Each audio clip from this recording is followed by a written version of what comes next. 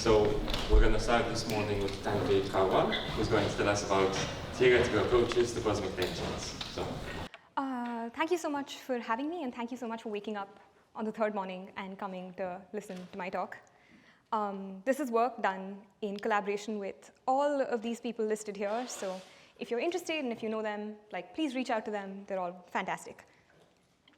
I won't spend too long on this. We all know that we can estimate, for example, the Hubble parameter by observing the CMB and assuming a lambda CDM model, and we get one estimation. And then we can do the same thing in the late universe, making some astrophysical assumptions and using astrophysical models, and more directly measure the Hubble parameter. And as Adam pointed out yesterday, we have this tension between these two numbers, which is at least at the 5 sigma level. And it fluctuates, but it fluctuates above the 5 sigma level at this point between the two most precise measurements at the two ends of the universe. There's another thing we can do there's another tension that follows the exact same trend, which is the S8 tension. The CMB with the lambda CDM model, again, gives us one estimation of the amplitude of matter density fluctuations in the late universe. And weak lensing experiments can assume, again, the lambda CDM model, the same model in the late universe, but they get a very different number. This tension is smaller, it's at a smaller level, but it still persists across several different data sets. So I've done a lot of work in trying to address these tensions with theory, so coming up with a different theoretical model that can maybe resolve the tensions, and I'll talk to you about that today. Primarily the early dark energy model, and then I'll also talk about challenges that early dark energy currently faces and where we can go from here. All right, so let's first start by thinking about why early dark energy even works in the first place. And Ruchika and William have done a fantastic job of setting up all of this for me, so I'll spend very little time on it. The cosmic microwave background has essentially a preferred patch size. This is the angular scale of the sound horizon, theta star. This is the most precisely measured parameter in all of cosmology. It's really fantastic. And it's a very cool parameter because it captures information both about the early and the late universe. It depends on the physical size of the sound horizon, RS, and the distance between us and the CMB. And this parameter is really interesting because if we think about it in terms of cosmic history, so energy densities versus redshift, the denominator depends on the post-recombination expansion rate, and the numerator depends on the pre-recombination expansion rate. So we essentially are capturing all of cosmic history in this one parameter. If we look at what lambda CDM says for these two parameters, we find that this incredibly precisely measured angular size of the sound horizon is directly proportional to both its physical size and the Hubble rate today, from which we can see that if we want to change the CMB predicted Hubble parameter, we need to target the size of the sound horizon, particularly if we want to stay consistent with the CMB. Again, I'll highlight that besides me, Ruchika has also done some work on this, so go talk to her also.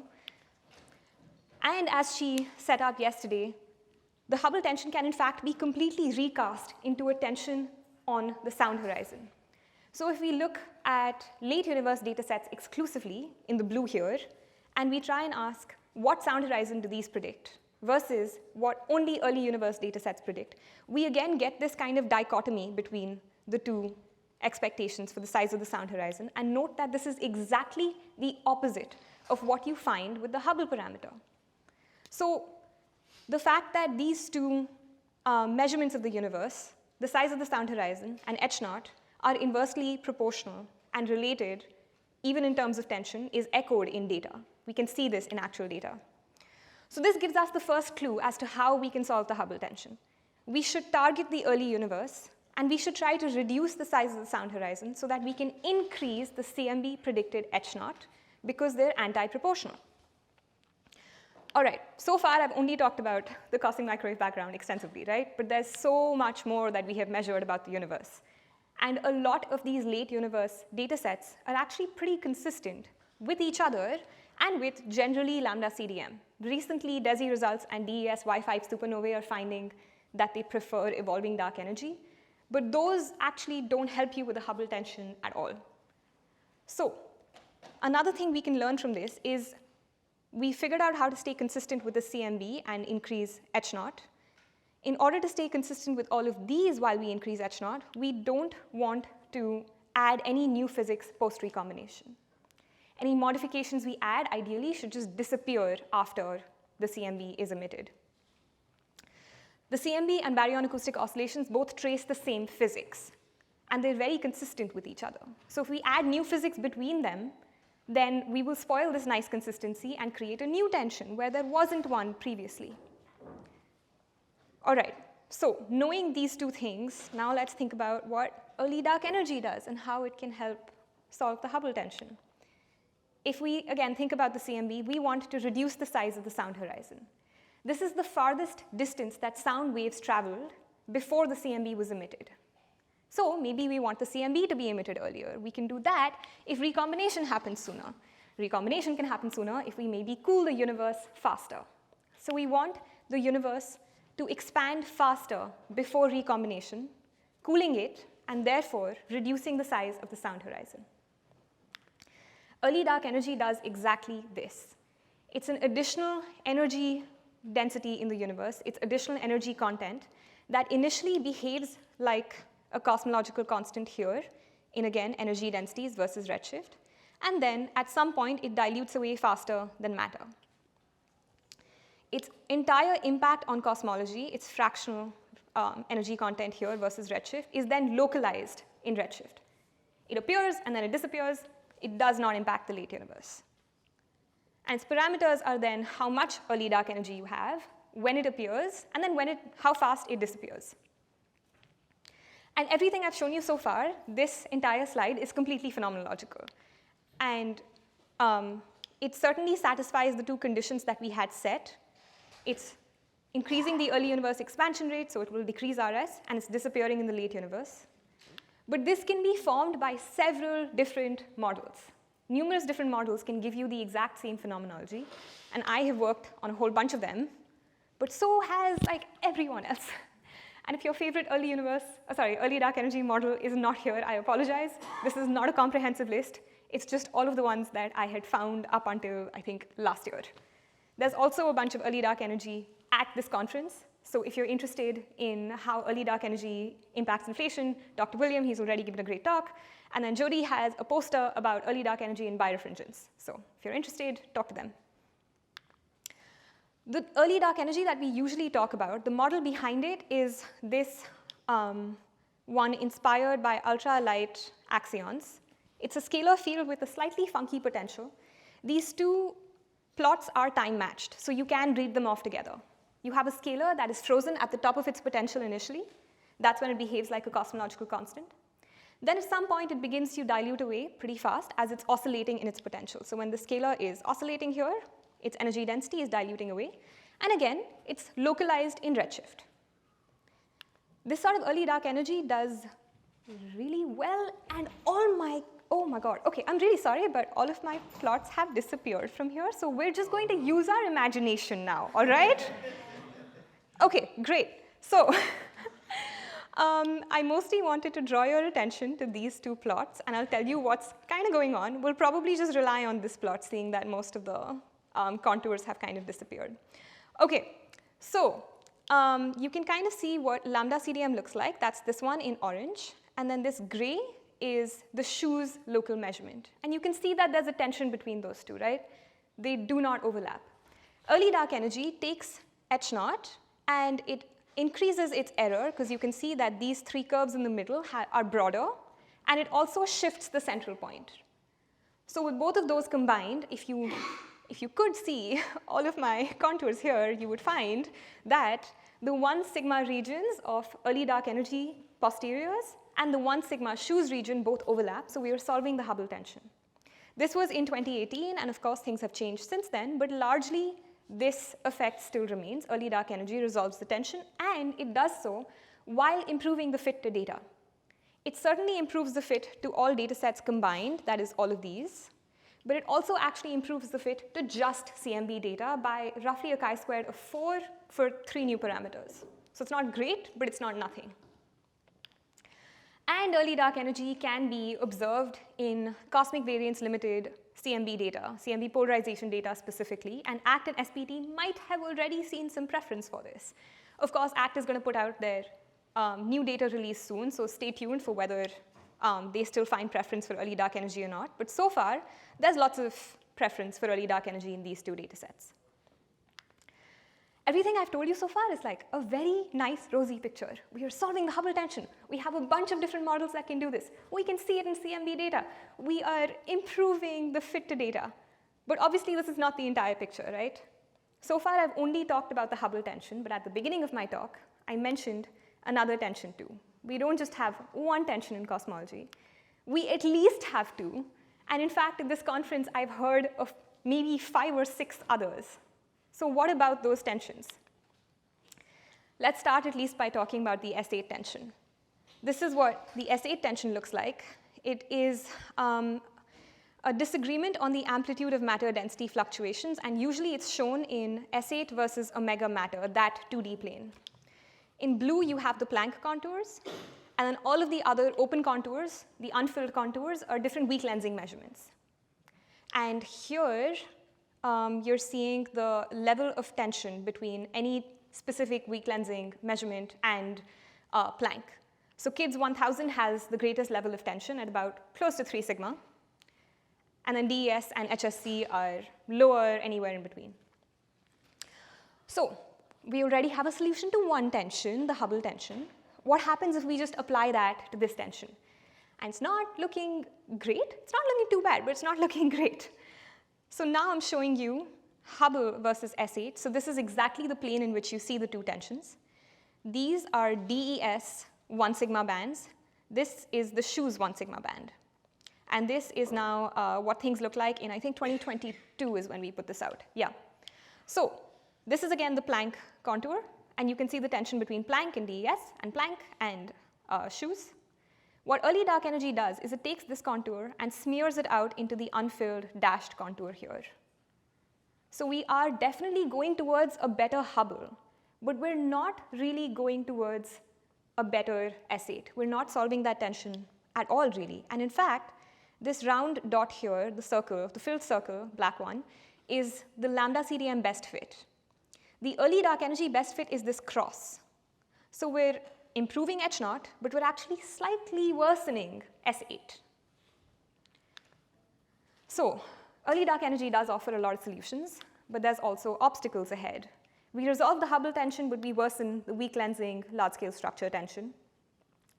There are numerous theoretical scenarios from which early dark energy can arise, but somehow all of them must appear around matter radiation equality, which is really interesting.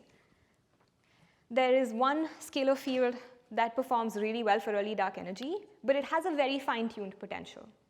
And finally, we have to include the Hubble parameter when we're doing fits to cosmological data, at least when we're using Bayesian methods, and that's not ideal either. So where do we go from here now? Let me start by talking about the last point first. We can actually get preference for early dark energy without using H0 at all. And the way to do it is to no longer use a Bayesian MCMC. So what happens in Bayesian inference is you're getting a posterior, which is your prior times your likelihood.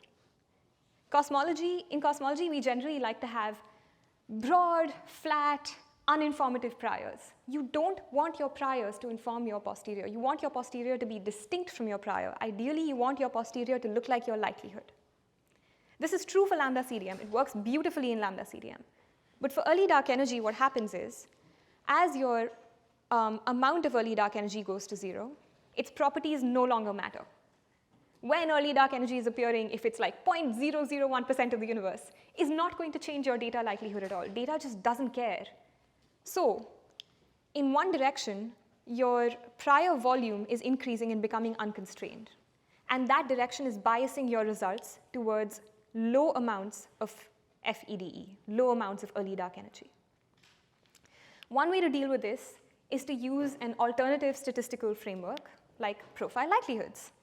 So Profile likelihoods are really cool because they have no dependence on prior, and they look kind of like this. You're getting your profile by maximizing over every point along one direction, or two or three, or how many ever directions of parameter space. So let's say I fix the amount of early dark energy at 5%, and then I ask, what is the absolute best likelihood I can get by letting all the other parameters vary? And I find that the best likelihood I can get is somewhere here. And I can do the same thing for 6%, for 7%, for 8%, for 10%, and so on. And therefore, I can build essentially exactly what my likelihood looks like along this one parameter direction. And that gives you your profile. Under lambda CDM, these profiles and the Bayesian MCMCs, the Bayesian marginalized MCMCs match, which are these blue bell curves here. But under early dark energies, these diverge because of your prior volume effects, as you can see both for H0 in the red curves, as well as amount of early dark energy here. So we can get preference for early dark energy without a Schu's prior. We just need to find a way to address these prior volume effects, and one of them is a profile likelihood. I'm going to take a short diversion here to advertise my code for profile likelihoods. If you guys are interested in profiles, please check it out. So everything has disappeared. All right, maybe I will not be able to advertise my code. I'm just going to say that profile likelihoods are usually very computationally expensive because we have a very high dimensional parameter space and noisy likelihoods. High dimensional parameter spaces can be overcome like they are in particle experiments, where their likelihoods are really smooth, just by doing minimizations, basic minimizations, root finding.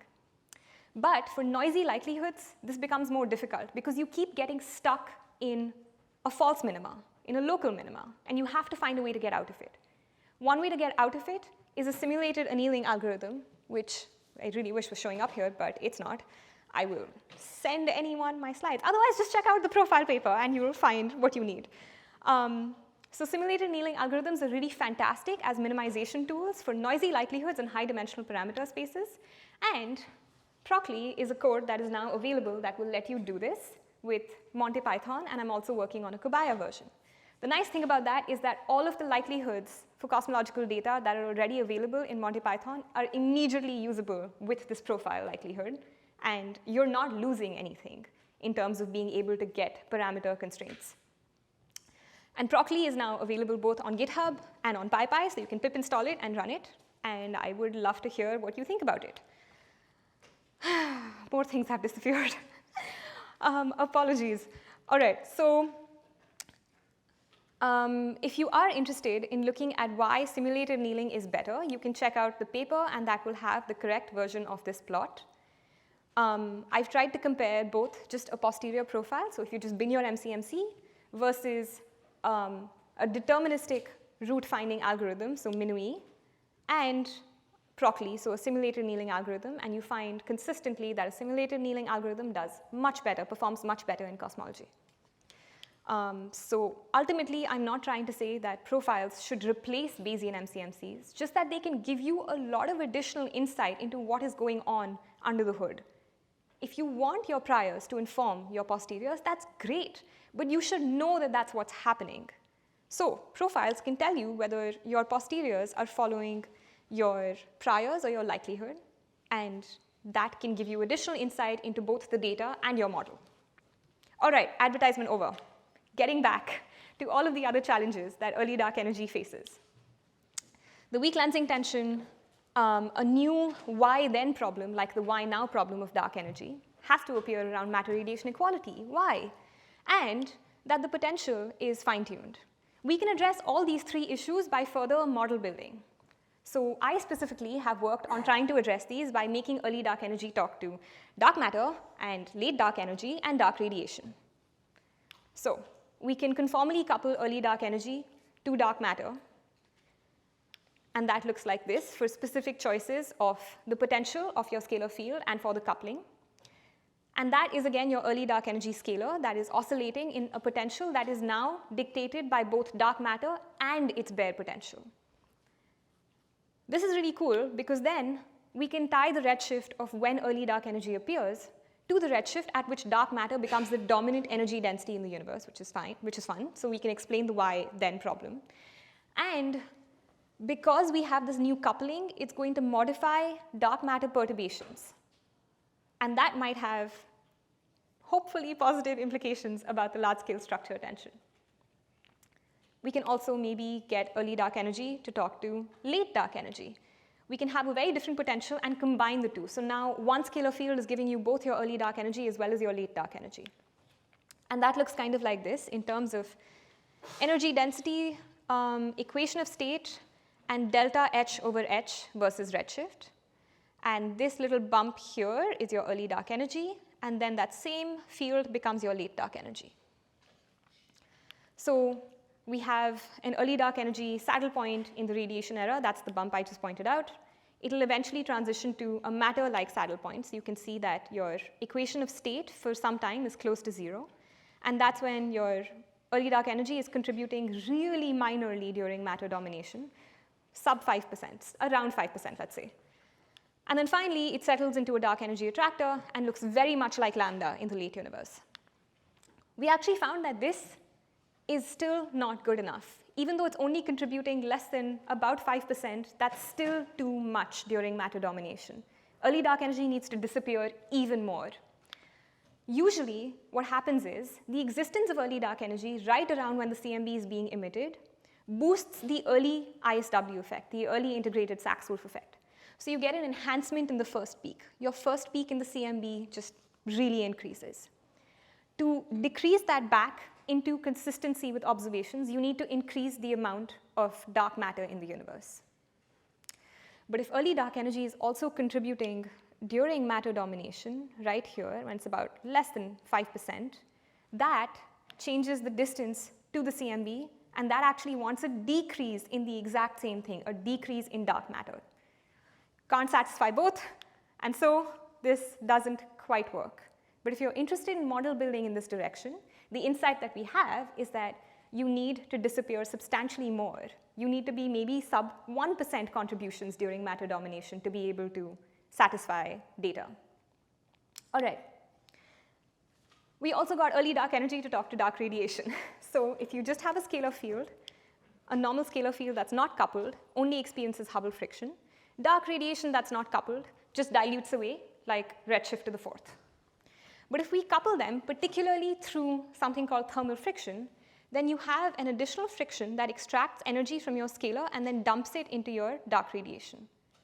A classical mechanics analogy that kind of explains what's going on is if you have an object moving through a fluid. So its kinetic energy is extracted and gets dumped into the thermal energy of the fluid. And that's kind of what's happening here.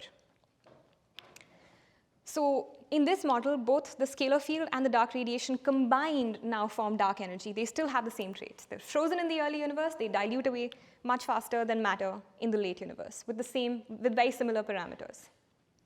And the really cool thing about this model is that it's completely robust to your choice of potential. It just doesn't matter what you choose for V of phi.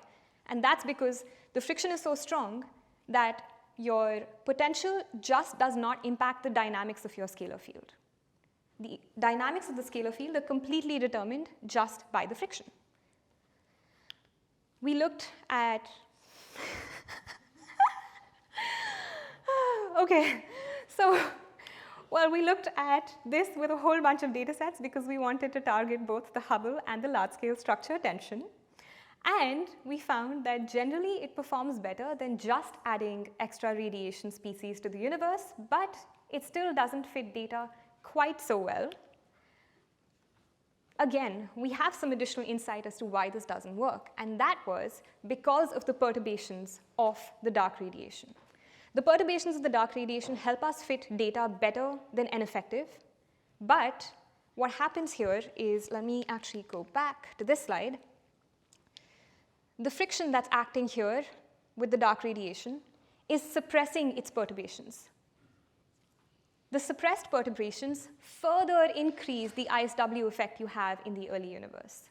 What we want to do is actually the opposite. We want to decrease the ISW effect. So we want more perturbations in this dark radiation.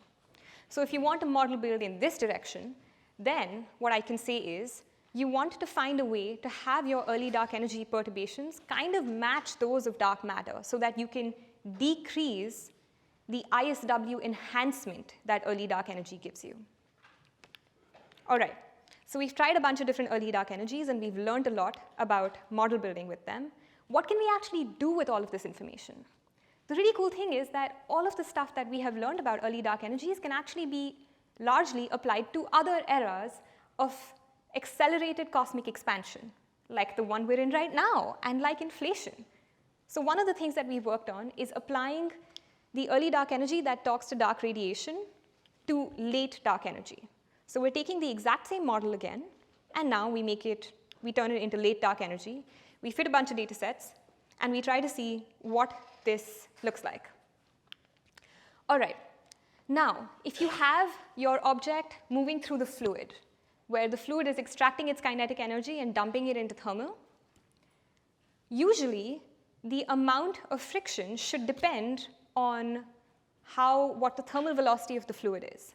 And that's all that this is saying. This is saying that the friction depends on the energy density of dark radiation. We also looked at, I'm sorry for my disappearing plots. We also looked at having the friction be constant or just having quintessence.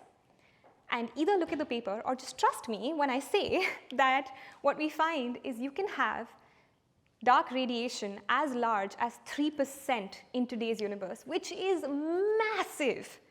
It is 100 times that of photons. It is 5,000 times that of delta N effective. This is huge. And this is dark radiation that is hotter than photons today. Also, this omega DER is the same essentially as the kinetic component of dark energy today. So whether your kinetic component of dark energy is in dark radiation, or if it's just in the kinetic energy of your scalar field, we still get the same results. We also tested whether any of this would go away with future data. And even if lambda CDM is the true underlying model of the universe, or we're really close to it, we still get about 1% allowed at 2 sigma with the Simons Observatory CMB. We still used SDSS-BAO and Roman supernovae. My colleagues also looked at DESI results for this, and in DESI, we find that 3% dark radiation is allowed in today's universe at 1 sigma. So we're getting some preference from DESI for such a model. Why does this happen? Usually you hear about dark radiation and you know that it's very, very strongly constrained. It certainly can't be more than normal photons. And this is happening because we're dynamically producing this dark radiation in the late universe. So its energy density versus redshift is actually growing with time. It doesn't even exist in the early universe. And so we can completely evade those early universe bounds. We also find that these constraints are dominated by data at the background level. And so even though dark radiation and quintessence have different perturbations, you cannot distinguish them. I encourage you to look at the paper because this plot, again, has it has 1 sigma error bars, and the 1 sigma error bars essentially completely overlap for all of these different models. So you cannot distinguish them with current or future data. So if we have quintessence-like or other kinds of dynamic dark energy in the universe, that dark energy could actually be dark radiation. We also tested all of the implications for this model for particle experiments and trying to see whether we could see this kind of dark radiation in particle experiments. If you're interested in that, please come talk to me. But for now, knowing that it's mostly data and observer people in the audience, I'm going to move on and say, we have a whole bunch of cosmic tensions, and it's always important to ask whether these are real. But on the flip side, it's also really interesting and exciting to ask, if they are real, what kind of new physics do they hint at? Hopefully, I've convinced you that the Hubble tension benefits most from a modification to the early universe, a modification like early dark energy, which can be formed by several different fundamental models and can be detected by future CMB data. Of course, early dark energy has a whole bunch of challenges. I've talked about the weak lensing large-scale structure tension, a new coincidence problem, as well as improving the base fundamental model of early dark energy. All three of these can be addressed by further model building, like I've pointed out with couplings to dark matter, dark energy, and dark radiation. Early dark energy also faces the challenge of prior volume effects, which can be addressed by profile likelihoods. And I will say that Procly, my Procly code should have appeared here. Procly is an integral part of a healthy cosmological diet. And finally, all of this that we learn from at least early dark energy solutions to the Hubble tension can be applied to other eras of cosmic expansion, including both inflation and late dark energy, as I've demonstrated at least with the dark energy radiation aspect. And finally, even though we might not like it, we have so many different tensions in cosmology, and they might all require individual solutions. So the Hubble tension is just based on the isotropic homogeneous expansion of the universe, and usually that requires a background level modification to cosmology. The weak lensing tension, on the other hand, is at the perturbative level and can maybe be solved by only postulating new physics at the perturbation level. So maybe we need 2 different solutions to 2 different tensions, or 5 different solutions for all the 5 different tensions that we have. Finally, I will just leave you with, on the theory side, it's really, there we go. There's Procly again, I apologize.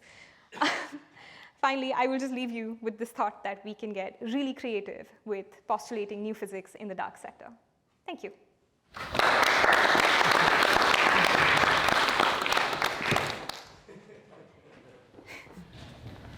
Okay, questions, comments? Yeah, Amai? You mentioned that this early dark energy model can also be used to solve inflationary situations. Is that what I understood? What aspect of inflation? This sort of scenario where you have a scalar field that has its energy extracted into a dark radiation bath, that is something that has been applied to warm inflation.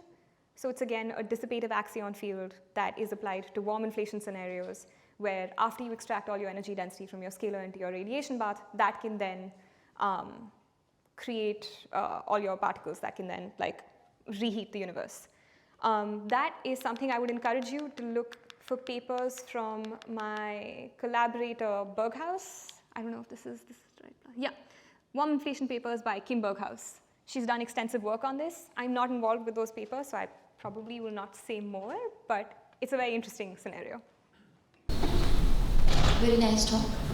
I was wondering, when you have dark energy radiation, how many extra number of parameters are there? Is it one of the reasons that the tension is decreased? Oh, one of the reasons what? The tensions are alleviated or decreased. Okay, so if you are talking about early dark energy and dark radiation, we have 3 different parameters. Okay, so we have the amount of early dark energy when it appears, and then these 2 parameters are, there's not actually 2 extra parameters, at most there's 1 extra, but we're just showing the model parameters as well here. So we have in total still 3 parameters. If you're talking about the model side, we have the initial field value, the mass of the field, and the friction. We were just looking at constant friction for this. Versus if you're looking at dark energy radiation, so in the late universe, that we fixed it to only have 2 parameters, because in that case we found that the mass of the field and the friction were completely degenerate. So is that also one parameter where it will again dominate, or is it fixed, or is it a free parameter? Yeah, okay. So when it dominates is a free parameter, and it's just coming from the fundamental parameters. So you can either think in terms of the fundamental parameters or in terms of the phenomenological parameters. But either way, there's 3. Thank you. Okay. Thank you for the nice talk. I wanted to ask about the chameleon time theory's solution. Usually there is kind of like a coupling of exponential beta phi or something like this. This is kind of like the standard chameleon time put as a function. But usually the constraints from different astrophysical systems is really strong. So I mean, from what I know, for instance, the beta actually introducing some precession And then if you use pulsars or something like this, I mean the constraint on this beta is going to be 10 to the power of -6 or even lower. So my question, whenever these kind of like constraints from the early universe, they are compatible with the ones in the late universe? Yeah, that's a great question. The reason that you have such strong constraints in the late universe is because you're looking at chameleon interactions between dark matter and late dark energy. Late dark energy's energy density is like 70% of the universe. It's huge. This early dark energy at most ever only forms 10% of the energy density of the universe. And then in today's universe, it's like, it's gone. It's completely vanished. So you do evade those late universe bounds. Yeah. Okay, thank you for the nice talk. I'd like to ask about the horizon and the time of fecal matter radiation. As you know, if we use this as a standard ruler, it also gives us an H naught of about 67. So in principle, this kind of models would have to change both horizons so that they are consistent.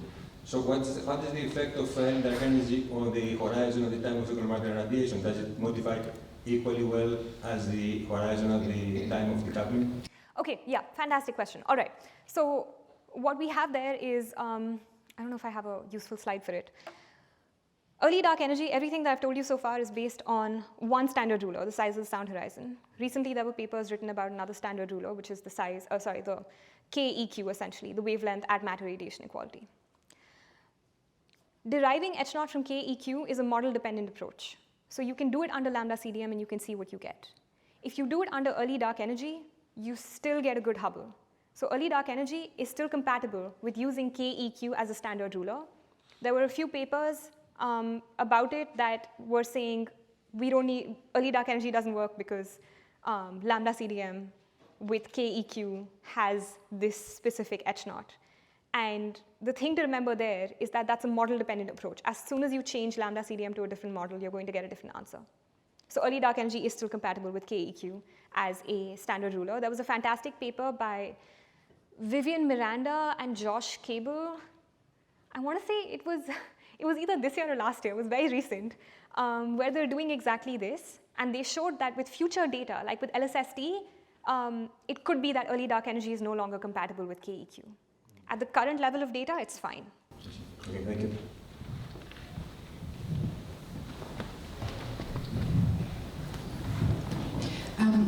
In your model formula for the early dark energy, you had included the Planck mass. So is there any ad hoc quantum gravity assumption behind it? I'm sorry, can you repeat that? You had the formula of the early dark energy. You had a model with potential and phi, and it was phi over Planck mass. And I want to know if there was any ad hoc assumption about quantum gravity behind it. Yeah, like this? Mm-hmm.